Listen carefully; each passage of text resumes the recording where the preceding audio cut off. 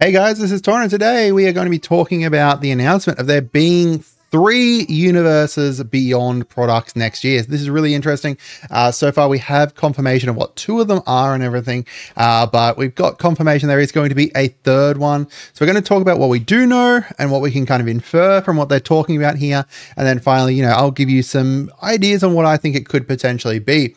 So this comes from the 3rd quarter earnings conference call from Wizards and Hasbro. It confirms there is 3 and their earnings overall are up for Wizards of the Coast. However, that could be a good thing, could be a bad thing. It could mean that Hasbro could start pumping them for more money, saying, hey, do more of this, get more money this way, which obviously isn't great in certain ways, depending on what it is. If it's a negative thing kind of thing, then, we could be looking at something bad coming, but I don't know. I like to be hopeful that it's a good thing and that they'll let kind of Wizards do their own thing, but I don't know. I'm an idealist. So, Universes Beyond 2025. So far, we have confirmed Final Fantasy set and a Spider-Man set. Both of these are tentpole sets, so they are full sets, aka like the Lord of the Rings one. There's going to be boosters that you can play limited, draft, etc. with, and other products such as commander decks, starter kits, etc. There are 6 tentpole sets per year, and we know what all 6 of them are now. So this means that whatever the 3rd Mystery Universes Beyond is, it is not going to be a tentpole set. So this was the quote here at New York Comic Con. They announced the Spider-Man set, which will be the first major set that we're doing with Marvel. We have multiple sets that will happen over the next 4 to 5 years with Marvel. And as you can imagine what a Spider-Man and Spider-Verse set might be to do from a revenue perspective, Cox said. As we look out to 2025, Magic's going to be a core part of our thesis in terms of top line growth. We have the Final Fantasy set, which will come out in June, and we have the Spider-Man collaboration, which will come out in the second half of the year, and we have a 3rd Universes Beyond that we haven't announced yet that fans will also be clamoring for by the end of the year. The future of Magic looks pretty bright, and when Magic is healthy, Hasbro tends to be healthy. So what can we kind of know from this? First of all, as I said, there's going to be a 3rd Universes Beyond product later in 2025. Fans will be clamoring for by the end of the year.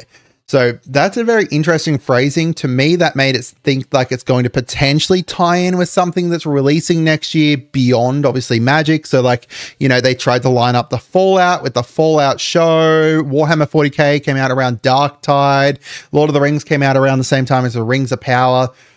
I don't know. It's not going to be a tentpole set, as I said, because we already know the 6 tentpole sets for next year. So it's going to be one of these kind of supplemental sets or some kind of, something else. We'll talk about what we can infer in a second. And yeah, we also know that now Spider-Man is coming second half of the year and Final Fantasy is confirmed to be in June. So what can we infer from this? Likely, very, very likely, it's going to be a big franchise of some kind, right? This is going to be a big franchise that they're working with, given the fact they said that people are going to be clamoring for it. As I said, I do think it's going to be something that has some kind of external kind of tie-in thing. So, like a movie or a TV show or a game or something like that coming out around the same time as it. Likely a commander deck set or a Beyond booster style set. I do think it's going to be a commander deck set, like the Beyond booster style. We know how badly that went, and we know that they know how badly it went, given the fact that they kind of tied the OTJ one into OTJ, and they changed up the Assassin's Creed one. I don't think it's going to be Beyond booster, but we'll see. I also doubt that it's going to be a secret lair just because of the way they kind of talk about it here. I don't think it's just going to be like a secret lair, limited time, limited special release kind of thing. I think this is going to be an actual thing that you'll see on the shelves. We also know that, they tend to do some kind of Commander 4-pack each year. And for Universes Beyond specifically, we had the Doctor Who ones, we had the Lord of the Rings, we had Warhammer, we had, Fallout. We haven't got whatever that's going to happen next year. So that's what's making me think more Commander deck set. So my possibilities. So, before we start these, make sure you guys subscribe, make sure you share the video around. Tomorrow, we will have huge news at 7 a.m. my time. They're going to be doing a huge panel that's going to be revealing the next kind of 30 years of Magic, or what their plan is for the next 30 years. So we'll get all the news for whatever sets are coming out next year and beyond. likely they could announce whatever this is next tomorrow, but we'll see. But if you guys subscribe, you'll be able to get that. Like what? I'll publish it probably like within an hour of this thing finishing or something. We'll see. So my guesses. First up, Elder Scrolls.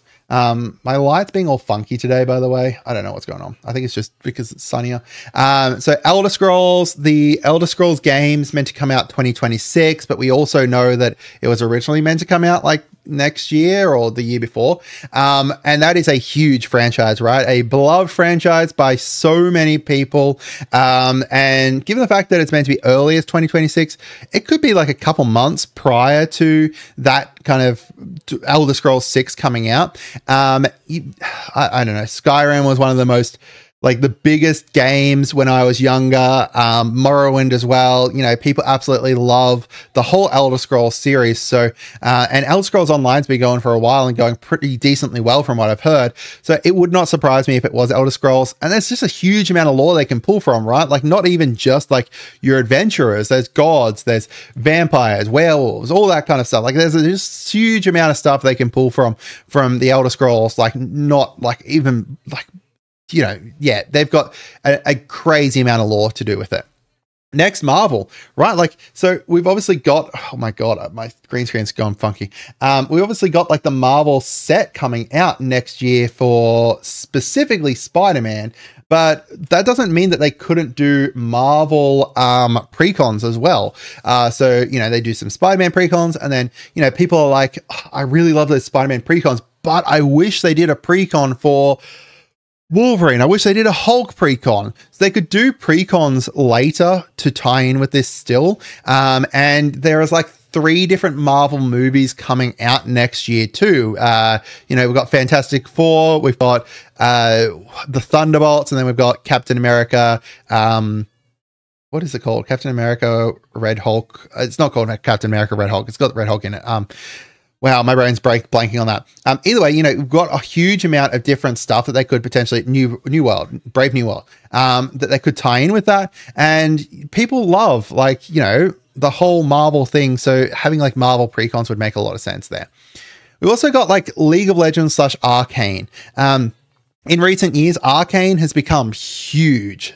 If you don't know, Arcane's like a Netflix animated show, loosely based off of League of Legends, but it has like the League characters in it and everything. They've done previously some secret layers for Arcane, but honestly, they could do a huge amount of different stuff to kind of tie in with it. Like huge amount of pre-cons and stuff. Like you could do pre-con on each different region or something. Unfortunately, the League of Legends card game, Legends of Runeterra, has kind of been quieting down. They're not pumping much money into it and stuff. So, and it wasn't making much money for them. So they've kind of quietened down and stuff to it, focusing more on like the PvE and stuff. But that doesn't mean they couldn't, like, you know, do some crossovers. They're doing crossovers with like Fortnite and stuff like that. Crossover with Magic would make a lot of sense. And I think that would be huge for them. The kind of counterpoint to this is you think that they would release that prior to Arcane coming out, like Arcane Season 2, which is like later this month, but we'll see. We've got Space Marine / Warhammer. We got the Warhammer initial decks. We got 4 initial decks for Warhammer. Why not do 4 more? You know, we've got Tau, we've got Orcs, we've got, you know, the Elder, Dark Elder.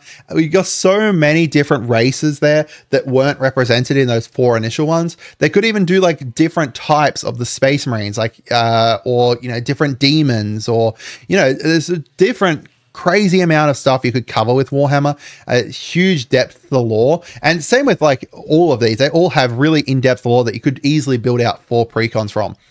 Next one is Harry Potter or Hogwarts Legacy, whatever they're calling their, like, you know, big franchise nowadays. Hogwarts Legacy is meant to have a second game in the works. And I know about all of the issues with like JK Rowling and stuff like that, but they're kind of distancing herself from it, especially when you look at Hogwarts Legacy. It was one of the most hyped games of this year, last year, and honestly that, like, it completely deserved it. It was a huge hit, a crazy great game. So many people loved it. You've got, like, you know, the Hogwarts Reboot series, like TV series working on at the moment. They've, like, you know, Hogwarts is a lot more beyond just the, 7 Harry Potter books. But even then, like, you could easily do 2 precons from the Harry Potter books and then go in like to the more in-depth kind of outside lore beyond that. Similar to like, how they did the Lord of the Rings stuff and everything, even though the Lord of the Rings stuff was only pulled from, what was it? The Lord of the Rings and the associated appendices.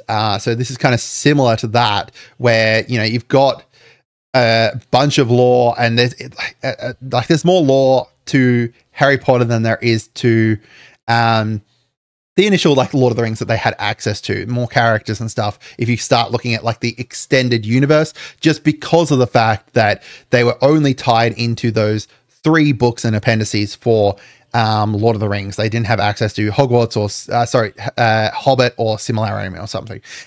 There's a bunch of stuff they could do for this easily, and it's a huge media franchise. People absolutely love it. It's probably the one that I really hope it's not, but like I would go for like Marvel's obviously going to be my favorite here, but honestly these 2 would be up there too.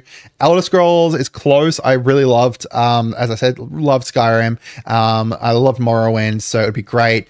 Hogwarts is the one that I'd be probably most disappointed with, but it's also the one that I think is easily like possible, right? Like they could do so much with it, and people would eat it up. But that's it for today, guys. I'd love to hear from you guys as to what you think. I hope you guys had a wonderful day, and goodbye.